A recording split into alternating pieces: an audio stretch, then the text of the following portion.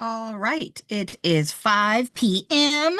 We are going to get started. Hopefully, everybody has had an amazing week.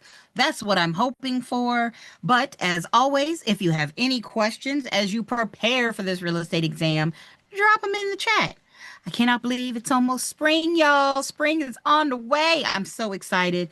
I mean, I don't know why, because I don't go outside, but still, I'm still excited because spring means my birthday time, and I love my birthday. Hello, Miss Caroline. Hello, hello, hello. All right, let's get to it. First question, which I went through, and now they shouldn't all be B. I did update it. Same questions. We put them in order. Hello, Miss Stacy. She's in the Zoom room, and I know people will trickle on as we go, but hey, they're not on time, and y'all are, so we're rocking and rolling. Number 11. A property owner dedicates a private road as a public road. After dedication and acceptance by the municipality, a property owner dedicates a private road as a public road. And after dedication and acceptance by the municipality, the property owner is it A, continues to be liable for maintenance and repair, B, retains ownership of the land underneath the road surface, C, can revoke the dedication at any time, or D, generally loses the right to control access to or use the road. So I'm pretty much gonna go with, um, well, you tell me, what do you all think it is?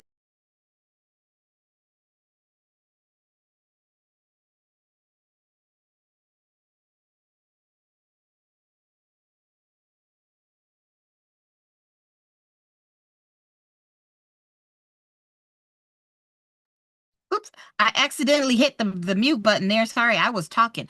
All right, so we got a D. We have a D. Miss Caroline says D. And you know what, Miss Caroline? I think you're right. I'm going with D too, because you dedicated the road to a public road. And when you dedicate something to the government, this theirs now. You're saying, hey, you can use it for this. So yeah, D is the right answer. You gave it to the government. I mean, you dedicated it. That's the definition of that word. So now it's not yours anymore. It belongs to them, which, hey, is there anything wrong with that? I don't think so. But hey, what do I know? All right, number 12. A buyer obtains a VA loan to purchase a home for $350,000 with zero down payment. 6 months later, the property's market value drops to 315 and the buyer defaults. Which statement best describes the lender's position? Okay. So you got a VA loan, they purchased it for 350, they didn't put any money down, so that means the loan was for 350. Now the market value drops to 315. So, is it the VA guarantees the full loan amount, so the lender has no risk of loss? Is it B, the lender can pursue the veteran for the full deficiency since VA loans are recourse loans? C, the VA guarantee covers a portion of the loan and the lender bears the risk for any loss exceeding that portion? Or D, the VA will purchase the property from the lender at the original loan amount? Hmm. Hmm. Do, do, do, do, do, do, do. God, I don't know. This one is, hmm, let me see.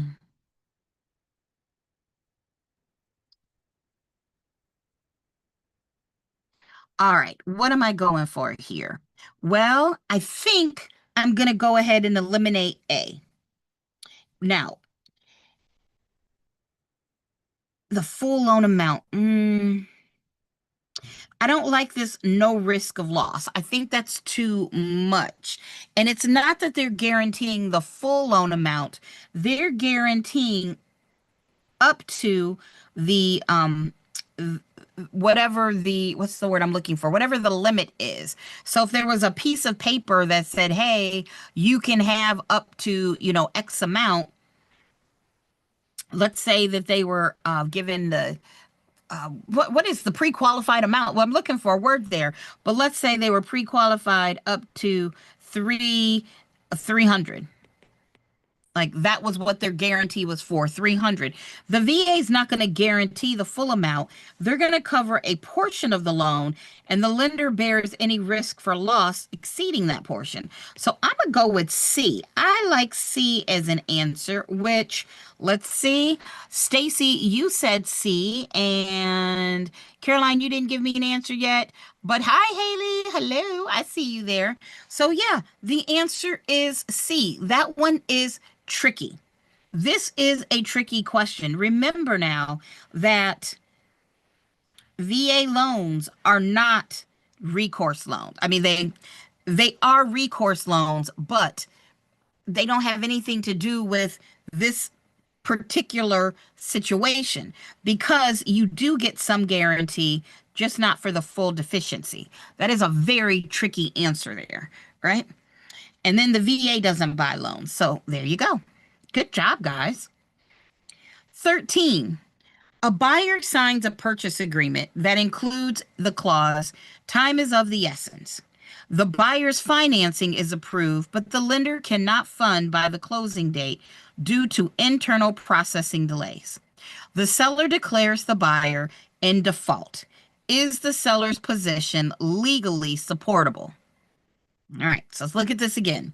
Buyer signs a purchase agreement and it says time is of the essence. Buyer's financing is approved, but the lender cannot fund by the closing date and the buyer's in default. Is this true?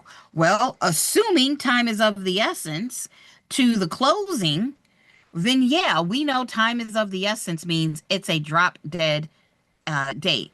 No, really, the passcode to the Zoom meeting should be exactly the same. Email me and I will send you a new link another day. But yeah, I've got people in the classroom, so I don't know. That's weird.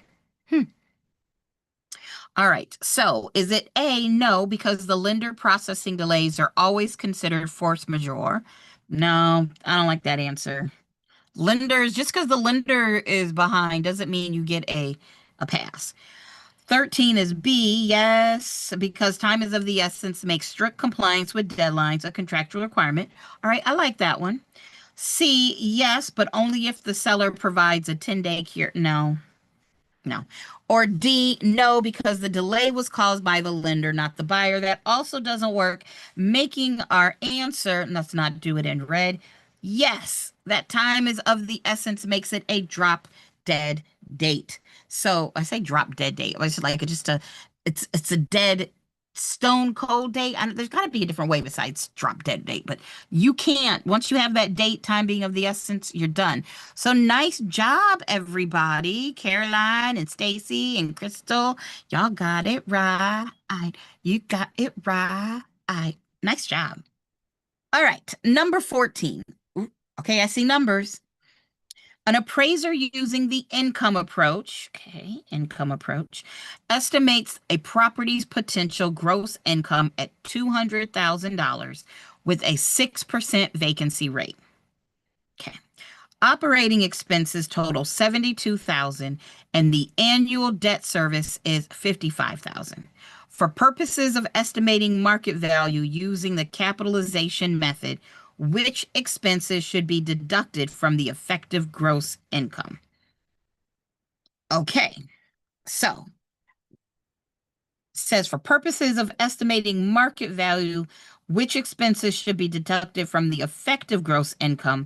Well, we know if we take the potential gross income and you subtract out the vacancies, that's going to give you effective. And from that effective, we're going to take out the operating expenses, and that's going to give you your NOI or net operating income. So is it A, only operating expenses, B, only net debt service, C, neither market value is based on potential gross income divided by a cap rate, or D, both operating expenses and debt service. Okay. Well, we know we have to take out the operating expenses. So that tells us off the bat, we can go ahead and say it's not B and it's not C. We have to take out the operating expenses to find NOI. Our next question becomes, well, what about that debt service? And our answer for this one is going to be A. Why? It is A because we don't take debt service out to find NOI. If you were to take debt service out, like this is how you find NOI right here. And then if I was to go in and subtract out debt service, that would give me our, oh, what's the word? I've been teaching all day. That gives us our before tax cash flow.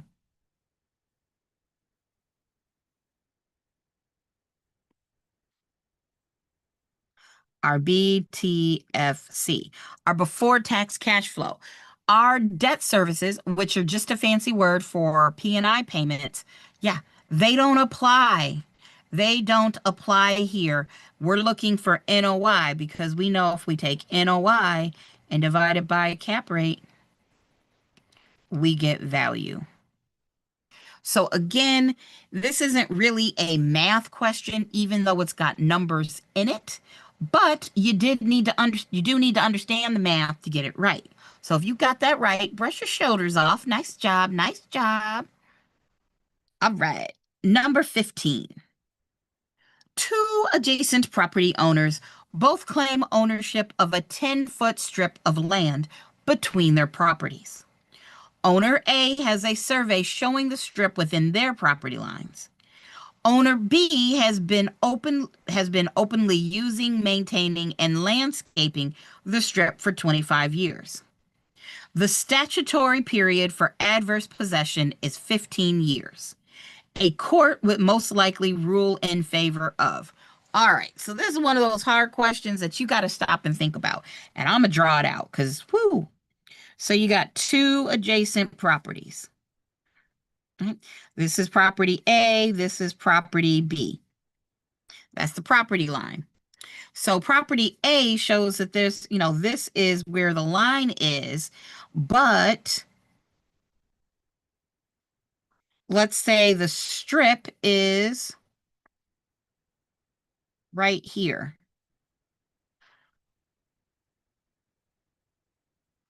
So all of this strip has been maintained by property B. And this has been happening for 25 years. And we know the statutory period for adverse possession is 15 years. Okay. And because I see the words adverse possession, I can think open, continuous, exclusive, adverse, and notorious. Well, it tells us that we're using it openly, check. We're using it notoriously because that's open. You've been using it for 25 years. The question is, well, we just have a question really about has our use been adverse? Let's see, they've been using it, maintaining it. Okay, let's see what our options here.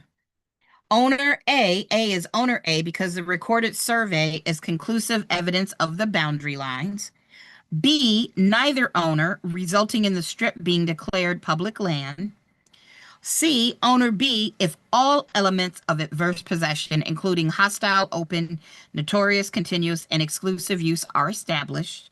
Or D, owner A, because surveys always override adverse possession claims.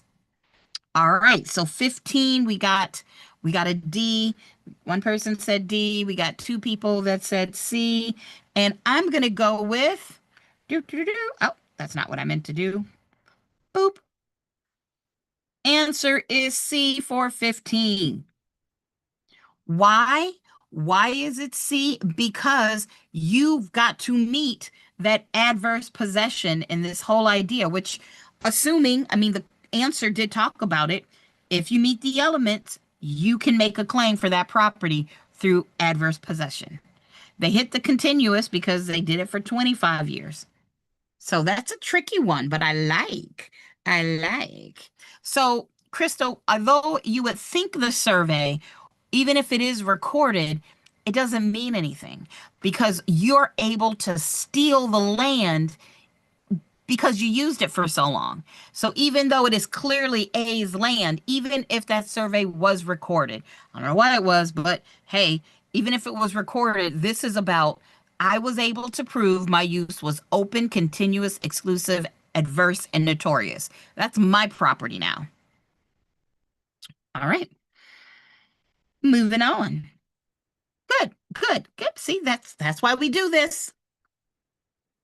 16. A property owner receives a notice from a city that their property has been selected for a special assessment to fund new sidewalk installation. Special assessments differ from ad valorem property taxes in that. So, one of the things you all can do when you're taking this test is break down the question. At the end of the day, all of this is fluff. This is fluff. Okay, yeah, da, da, da, da. The end of the day, our question is asking us special assessments are different from ad valorem property taxes. How? And if they had just made that a simple question, how do special assessments differ? How are they different than regular taxes? You could probably answer that, but because it's so long, you get lost in the sauce sometimes. So let's see our options. Is it A, special assessments can never create a lien on the property? B, special assessments are levied based on the specific benefit received by the property, not its assessed value? C, special assessments are voluntary contributions? Or D, special assessments are based on the property's assessed value? All right, you all look like you're pretty strong on knowing our answer is B, and it is. Oh, what? It's not what I meant to do. Pull it together, Candace. It's what happens when I teach all day. My brain just goes wonky. Well, let's talk about why the other ones are wrong. Well, we know it's not A because they do create a lien. Special assessments are a specific lien on the property, right up there with taxes. And it's not voluntary. You got to pay it whether you want to or not. And special assessments are based on that benefit, not the property assessed value. That would be taxes. Good job. Remember, figuring out why the wrong answers are wrong does give you a piece of information the next time you're questioned about this topic. All right, number 17. A purchaser, a buyer purchases a newly constructed home. The builder provides a warranty covering structural defects for 10 years. After 3 years, the buyer sells to a second buyer without assigning the warranty. Year 5, structural defects appear. Can the second buyer make a warranty claim? Ooh, can the buyer? We got A. No, warranties are always personal to the original buyer.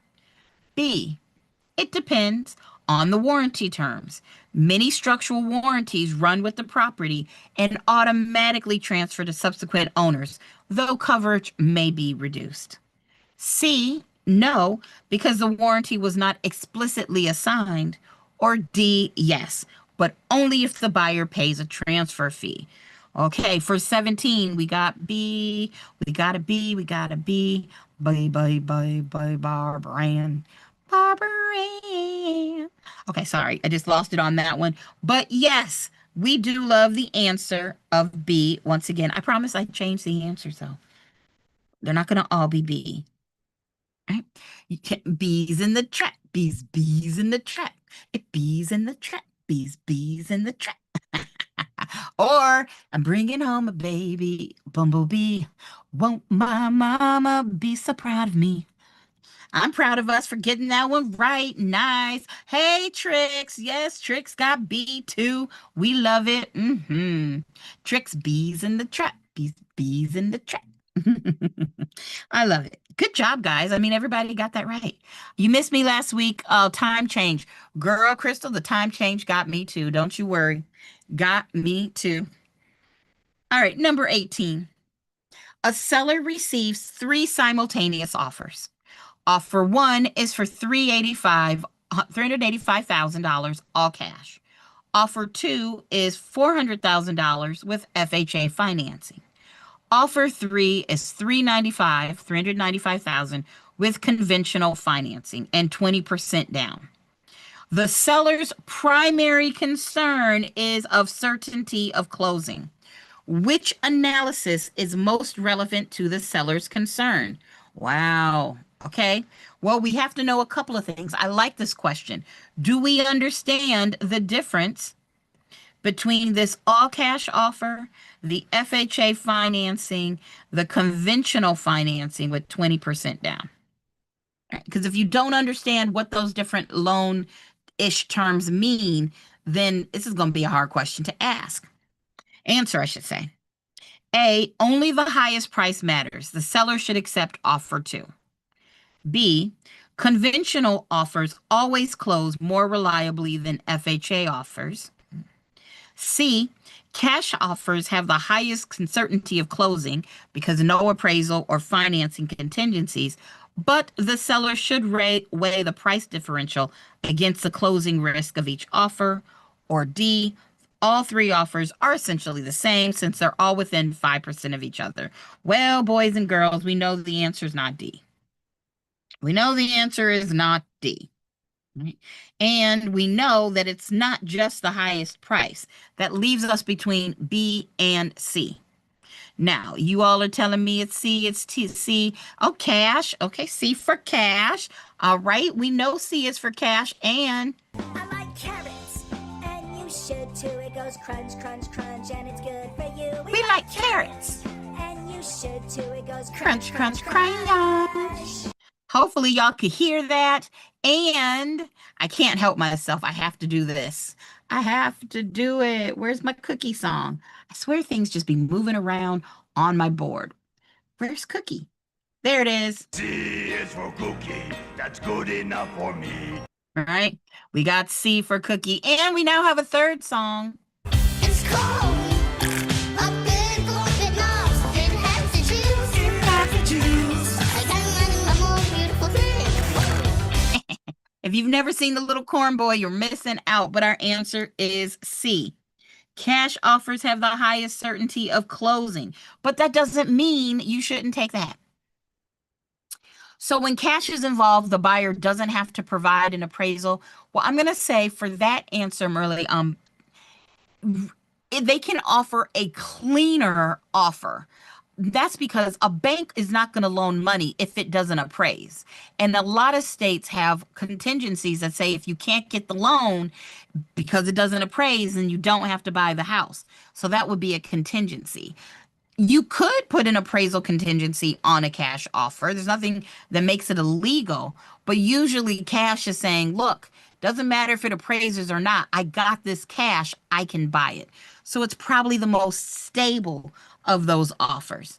Although, do you want to miss out on the other monies? That becomes the question. Would you rather have the stability or the extra 10 grand or so? All right, number 19. An investor buys a duplex. Unit A is rented to a tenant with a lease running for 12 more months. Unit B is vacant. The investor wants to raise Unit A's rent immediately. What are the investor's options? Okay, so the previous owner had a vacant unit and a set rental for 12 more months, and the other side was empty. Is it A, the investor can raise Unit A's rent with 30 days notice, regardless of the lease terms? B, the investor must honor the existing lease terms for Unit A and can set any rent for Unit B. The investor cannot raise Unit A's rent until the lease expires or is renegotiated. C, both units must be rented at the same rate. Or D, the investor can raise the rent immediately because the new ownership supersedes the existing leases. What say you? All right, we got 19. We got 19 saying a B. We got a B. We got a B. We got you gotta be cold. You gotta be wiser. I do love that song. I don't know the words. You gotta be something. You gotta be something. You gotta be stronger. Yeah, I don't know. But I do love that song. Y'all know that. I mean, I killed it. I know it was not very good. But yes, our answer is B. Y'all remember that song though, right? You gotta be strong. You gotta be. Okay, what? Now that song's in my head. Great. Okay. Are we good on that one? I think everybody got it right. I think everybody got that right. Number 20. And y'all are impressing me. These are much more complicated scenario songs. Hey, Beauty, that's your jam. Hey, maybe you know the words. I do not. Oh, Crystal, you know that song too. And Caroline, you know it too. Hey, sorry I messed up the words. 20. A seller conveys a property to a buyer. The seller retains a life estate in the property with the buyer as remainder man. What is the buyer's current interest called? All right. I would have said if you sold it to the buyer and then the buyer's the remainder man, I would have called that a reversionary interest. But whatever, we're not asking about the remainder man or the reversionary interest. The buyer's current interest, oh, actually, we are. The buyer's current interest, is it a vested remainder, reversion, fee simple determinable, or contingent remainder? I mean, I'm going to go with B. That's what I feel like. You know what I feel like? This question is too legal. Thank you, AI. But I don't know, was anybody taught the difference between a vested remainder and a contingent remainder? I mean, I know that they are different things, but and if I remember correctly, a vested remainder means you have some ownership in it, but I mean, I would have called the buyer a reversionary interest because, wait a minute, Nate, wait, let me draw this out. Maybe I'm wrong. Let me see what I got going on here. I got to draw this out. Okay, you got a seller. So we got the seller is going to be Batman. Conveys a property to Superman. But the seller has a life estate. So that means Batman can stay as long as Batman's alive, right? And then when Batman dies, it goes to Superman. So the buyer is Superman. Superman is, it doesn't revert. Okay. All right. This was complicated, y'all. By this point, should you be real lawyers? I know. Yeah. Okay, so we got Batman who sells the property to Superman. But Batman can stay as long as B is alive. And when they die, you're giving a life estate. So if B gives a life estate, if Batman gives a life estate, I shouldn't use B and S. What was I thinking? Let's use X and Y. So if X gives a life estate to Y, then X would be the reversionary. And Y is the, why would you even do this? This is why didn't you just sell it to them or lease it? I don't even understand. This is stupid. But I don't think it's reversion because the original owner, it would revert to the original owner. When Y dies, when B dies, it goes to X. I don't. It says the answer is A. I got nothing. This is above my pick. No, it's not reversion because it's reversion would be X. And they're vested because they're the wait, I don't to sell wait, no. No. Okay. I'm gonna figure this out, y'all. I am. I feel like I can do this. I feel like I wrote that out wrong. Okay, you have an original owner who then sells with a deed to new owner. Then that's step 1. Then step 2 is new owner gives a life estate to original owner. So that makes the original owner the life tenant. And this would be the new owner, the buyer would have a remainder, right? And this original owner is the measuring life. So it's asking us, what is the buyer's current interest called? Well, it's the vested remainder. I don't know why vested versus contingent. Also, this will never be on the test. I just wanted to, yeah, I just that was hard. That was hard, y'all. I'm sorry. That hurt my own brain. No. Let's pretend that one didn't happen. All right. But I do like stuff like that. And that's the kind of stuff I look at. And when I'm talking to attorneys, I'm like, wait, what just happened? You should never, ever, ever have anything this hard on your exam. That was sad. That one made me sad. Okay, let's go. During a foreclosure sale, a property with a market value of $350 sells for $210,000. The original mortgage balance was $290. In a state that allows deficiency judgments, what amount could the lender potentially seek from the borrower? So, the property has a market value of $350, but it sells for $210, and the balance owed is $290. So if you owe $290 and it sells for $210, then there's $80,000 that we need to collect from somebody. So 21 is gonna be C. All right. Cool. All right. Hopefully y'all got that one. Emotional damage is right, Tricks? That was emotional, the damage. I need to get that little thing because that hurt my feelings, y'all. See, I'm like, oh my God. All right, next question. I'm glad I could do that one correctly. Feel like a floozy.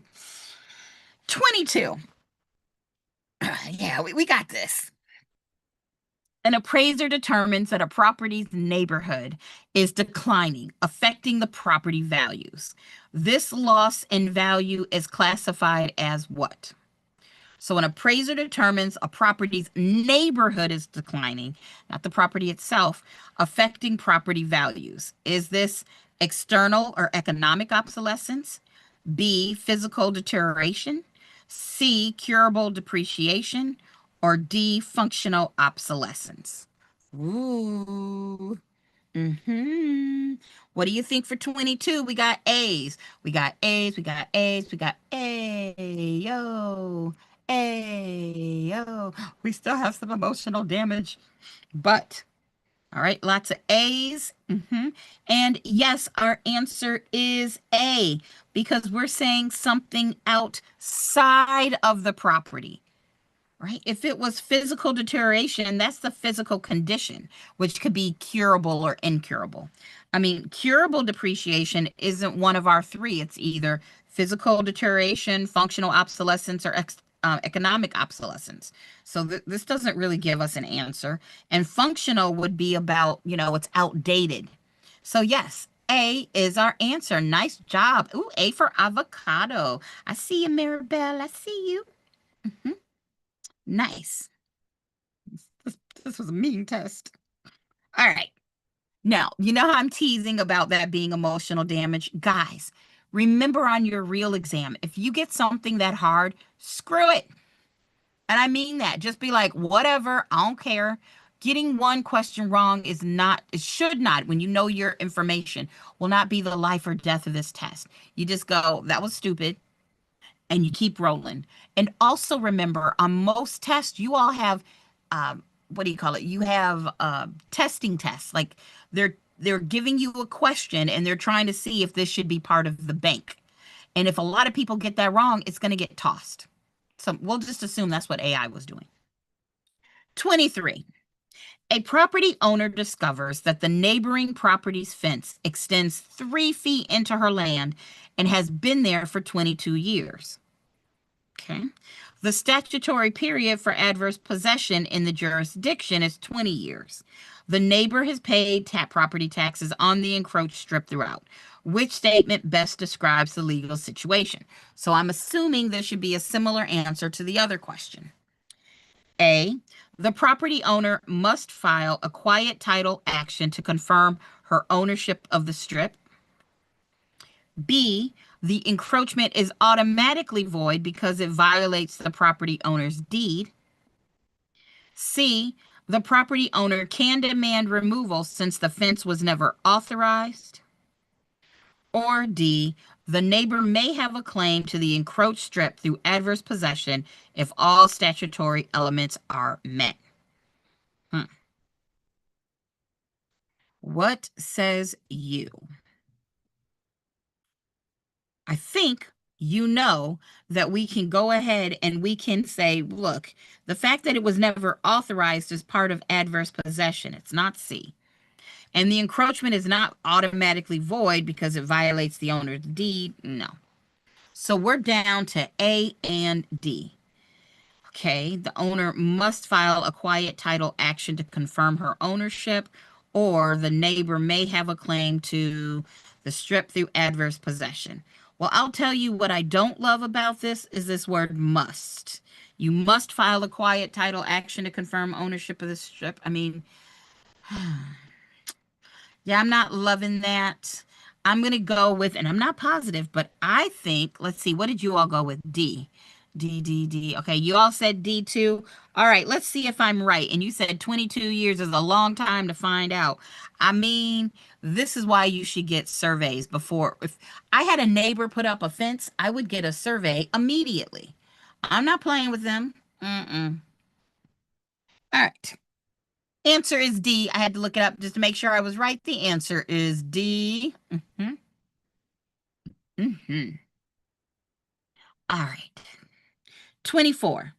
A licensed agent is also a licensed contractor. All right.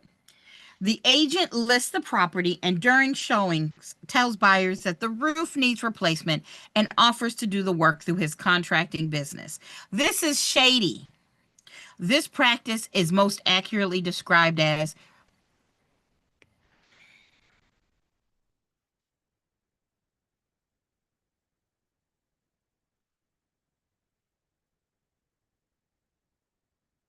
yep, we're going with the answer E, shady. Not as in a good way like Slim Shady. We're talking shady. This is boo. But since it can't actually be E, is it A, a potential conflict of interest that must be disclosed as the agent may benefit financially from recommending repairs they would perform? Sounds good. B, acceptable only if the agent reduces their commission by the amount of the contracting fee. No. C, illegal because agents cannot hold 2 professional licenses simultaneously. That's not true. There are lots of people that are agents and contractors. When I was in North Carolina, I was an agent and an auctioneer. You could be an agent and do banking. You could be an agent and an appraiser. Like you can hold more than 1 professional license. Or D, entirely permissible is the agent is offering expert advice. Nope. So it's either A or E. So we know our answer is, our answer is actually A, although I think E gets to the heart of it better. Boop. There you go. Still think Shady's the right answer. Slim Shady. 25. A homeowner in a subdivision wants to build a 6-foot privacy fence in the front yard. The HOA's CCNR's conditions, covenants, and restrictions, or covenants, conditions, and restrictions, whatever order you want to put the C's, basically your restrictive covenants, restrict front yard fences to 4 feet, but local zoning allows fences up to 6 feet. Which restriction controls? So which restriction is it? Which one is the one we're going to go by? The 6-foot privacy fence that is allowed by zoning ordinances from the government, or do we have to follow the neighborhood 4 feet because you're in a neighborhood, in a subdivision? Is it A, the HOA restriction is void because it contradicts the local ordinance? Is it B, the more restrictive of the two applies, so the 4-foot CCNR restriction controls? Is it C, the homeowner may choose which restriction to follow since they conflict? Or D, local zoning prevails because government regulations supersede private agreements? Oh, this is a good question. What say you for 25? Hey, Rosalinda. All right. You said we got a B. Rosalinda said A. But you changed it to B. What are we thinking? Caroline said B. You honestly think it would be D. I know we talked about in class the most restrictive restriction restricts. So you think the answer would be D, but you talked about in class about the most restrictive restriction restricts. So, Crystal, you said D, but then you said, but the most restrictive restriction restricts. That's our answer. Our answer is B. You go with the most restrictive one. Just because local zoning over local zoning is not going to supersede private agreements. Think of this like marijuana, right? You got some states where it's legal, but the federal law still says you can't. I mean, okay, that's probably not a good well, yeah, it's a good example because you could still go to jail. The federal government is choosing not to follow up on that, but they could. Oh, you said it was B. Let's see. But then didn't you say I honestly think it would be D? I said it was B, but honestly, I really think it would be D. Because like I know in my neighborhood we go over we apply whatever the state and city says. So Well, you should tell the people in your neighborhood, womp womp. The answer is B. So I understand that. I get that. But the answer is B. The more restrictive restricts. Restriction restricts. So if you all want to have in harsher rules, you sure can. Unless you don't like the harsher rules, in which case just shut up. Don't say nothing. just be quiet. Be like, what? Oh no, I didn't realize that happened. So yes, go with your gut. You knew it was going to be B, but now you know it should be B unless you don't like the rule, right? So 26. A lender charges a borrower 1.5 origination points and 1 discount point on a $320,000 loan. What is the total dollar of amount of points paid at closing? Well, what do we know about points? 1 point equals 1% of the loan amount. So 1.5 plus 1 equals 2.5. So that's going to be 2.5 points, which is 2.5%. And I need to find 2.5% of a $320,000 loan. Calculator.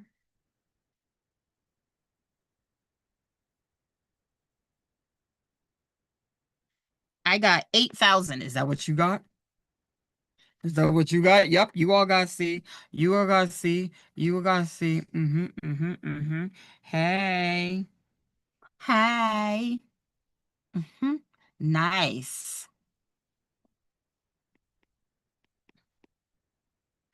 Now, just as a review, if you paid one discount point, you moved your interest rate a negative 0.125%. If you paid a discount point, your interest rate went down 0.125%, because we know 0.125% is the same as 1/8, an eighth of a percent. Hey, Rosalinda, I see you. Do a little dance, do a little dance, do a little dance, do a little dance. Hey, hey, hey, hey. All right. A property described by meets and bounds begins at an iron pin and runs north. Okay, here's our iron pin. Runs north 45 degrees east. Runs northeast 45. Okay, see, runs northeast 45 degrees for 200 feet. So northeast would be this way. All right, this is northeast for 200 feet. Then it would go southeast. So the opposite, 45 degrees for 200 feet. Right there. Go southeast for 200 feet. Let's make this better. And then it goes southeast for 200 feet. Then returns to the point of beginning. What shape does this legal description make? There is no way I could have done this without drawing it out, right? It is a triangle. I will honestly say I've never really seen a question like this before, but I did ask AI to pull examples from the internet of questions that happen on different states' tests. So I think this is good. It's making sure you understand the concept of northeast and then southeast and then the point of beginning. Nice. All right. Not too bad. Ooh, more math. A property manager for a 100-unit complex must determine the break-even occupancy rate. Monthly fixed costs total $45,000. Variable costs per occupied unit are $200 per month. Monthly rent per unit is $1,200 a month. What is the approximate break-even occupancy rate? Let me be honest. If I get this on a test, I'm going to be like, I don't care. I don't have the energy to figure out what this is, right? Now, I think I could do it. The break-even occupancy rate. So that means if you were taking your rent, $1,200 plus the X, right? Yep, because X would be the number of people. 1,200X. No, is that how I want to do it? Yeah. I need to have how many units, and that would equal the $45,000 a month plus 200X.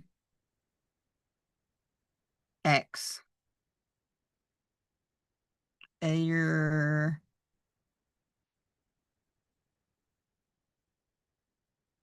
right. I think that's right.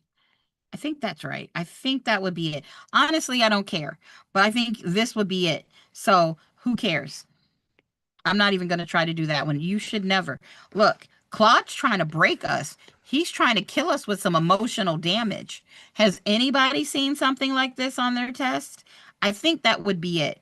I think it would be 1,200x each times 45,000. We got to bring the x over here, so it'll be minus 200x. And then you would be minus 200x over here. And so then that would be, I don't know,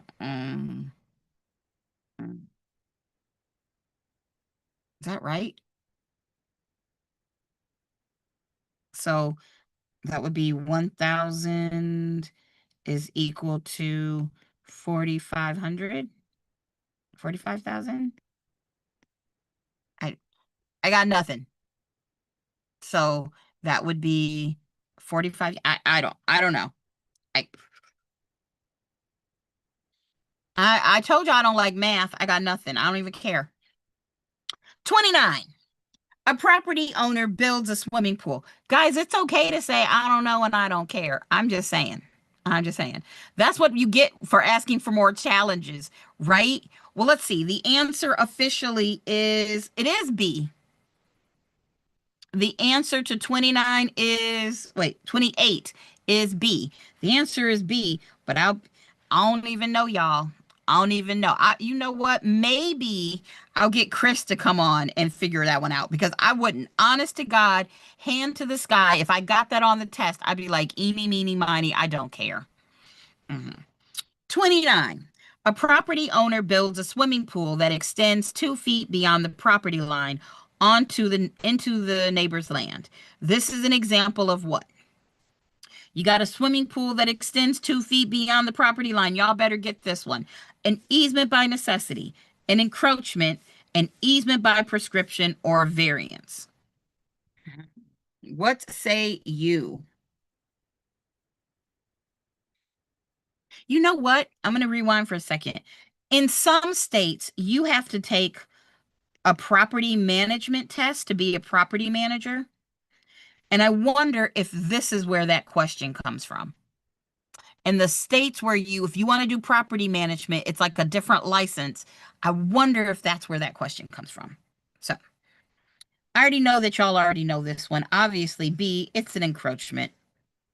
This is why I am not a property manager. 30. A borrower defaults on their mortgage. The property is located in a lien theory state. What is the lender's primary method to recover the debt? A borrower defaults on their mortgage. The property is located in a lien theory state. So that means they didn't use a deed of trust. The bank only has a lien on the property. What is the lender's primary method to recover the debt? Is it A, the lender already holds title and can immediately take possession? Nope, because it's lien theory. B, the lender must initiate a judicial or non-judicial foreclosure process since they only hold a lien, not title. I don't hate that one. Okay. How about C, the lender must accept a deed in lieu of foreclosure? Absolutely not. Remember, a deed of lieu of foreclosure says, you know what, bank, you don't have to take me to court. I'll just give you title. The lender doesn't have to accept that. Or D, the lender can invoke a power of sale clause without any foreclosure process. No, you can't sell my house just because you want to. Making our answer B, the lender has to initiate a judicial or non-judicial foreclosure process since they hold it only a lien. There we go. Process of elimination. Y'all are getting these right. I know nobody's ever seen these questions before because AI made them up. Okay. Let's do our next one. A buyer agrees to purchase a property as is. During the inspection, a major foundation crack is discovered, and the buyer wants to cancel. Under the as is clause, is the buyer bound to proceed?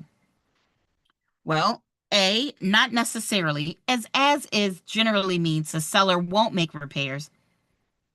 But if the buyer has an inspection contingency, they may still terminate based on inspection findings.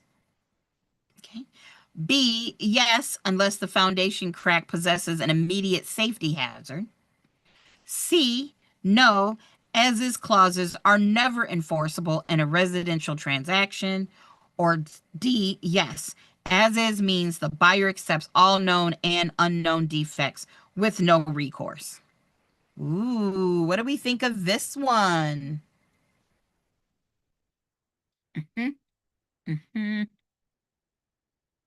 All right, I think we can go ahead and eliminate C. Oops.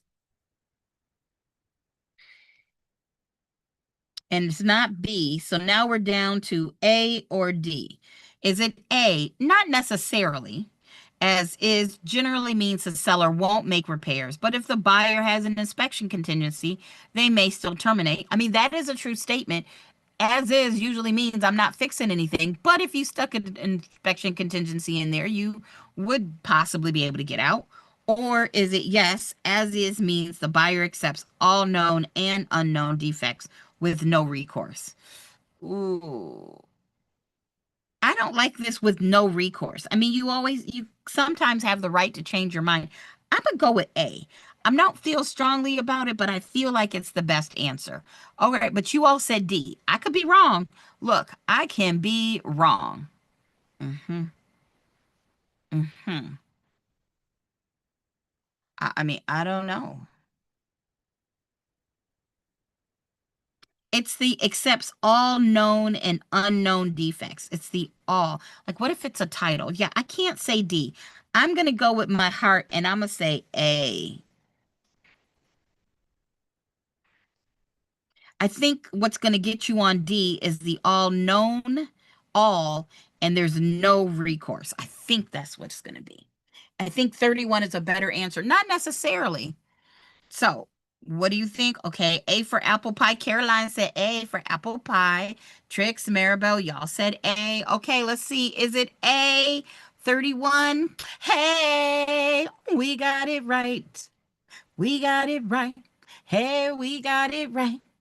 Do a little dance, do a little dance, do a little dance, do a little dance. Hey, hey, hey, hey. Good guessing on my part. Really, it was this word all that got me, and with no recourse, I feel like that's just a bit strong. What if there's bad title? What if, something like that? So that's why I went with A. Now you all can see how I make my educated guesses. Can I explain how to calculate factor rates? Well, that's a question in my room, the factor rate. So first, do you have a specific question, Crystal? Because remember, when it comes to factors, the factor rate is given to you. So let me see. It's a great question. It's a math question. It is math, and we need finance math, and we need amortization chart. Remember, this chart, this is a factor. So this number here is a factor. This number here is a factor. This number here is a factor. So you don't have to necessarily calculate factor rates unless the problem is asking you to do the math backwards. Right. So we know in general, if you take the factor and you multiply it by the number of 1000s in the loan amount, then you'll get the P&I payment. So if they told you, hey, we have a factor of $5.25, right? And we know, oh, sorry, you said, can we find the factor? So let me erase that. If we're looking for the factor and we know the amount of thousands in the loan, let's say it's 220, and we know our PI payment is, I don't know, 2,100. Because you have these two pieces of information, you would be able to find the factor. So we would know this would go down to 220 because it's the number of thousands in the loan amount. So now we have what times 220 gives us 2,100. And then we would divide. So our unknown is equal to 2,100 divided by 220.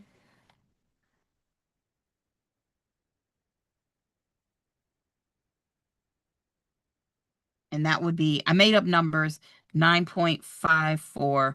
I mean, that could be the factor, but I just made that up off the top of my head. right? The idea is that factor is found on that chart. So if they ask you to find or calculate the factor rate, it's because they gave you this and they gave you this. But if you're just saying, how do I find a factor rate in general? They have to give it to you or they have to give you the chart for you to find it. Now, this factor rate could say the loan is some dollar amount per 1,000 borrowed. Or they could call it a rate of P&I.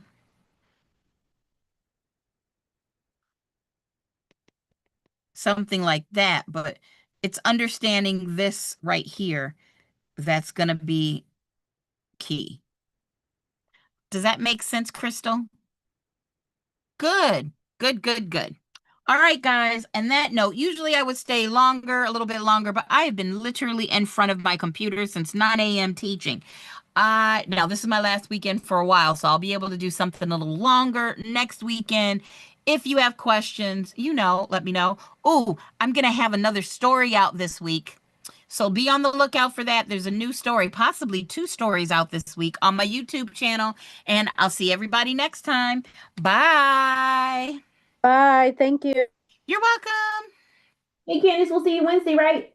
Yep, you'll see me Wednesday. I'll be back Wednesday.